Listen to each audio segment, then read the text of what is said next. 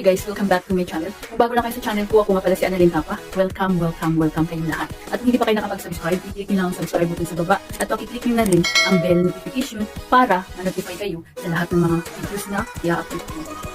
Kung bago lang kayo sa channel ko guys, nag-upload ako ng mga video tips, video tutorial, at sa ganun may share po ang alaman ko sa kapwa ko YouTubers, lalong-lalo na sa mga new YouTubers na nagsisimula pa lang gumawa ng kanilang channel. Hey guys, sa video na ito, i-share ko sa inyo kung paano mag-edit ng videos. At ang gamit natin ngayon guys is Video Maker. So ito yung bagong apps na napakadaling gamitin at free lang siya guys, walang watermark.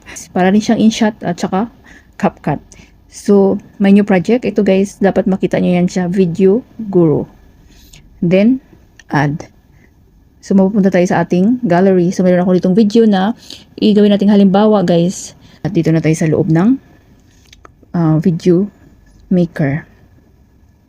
Then, nakita niyo ito guys sa gilid. Ayan o,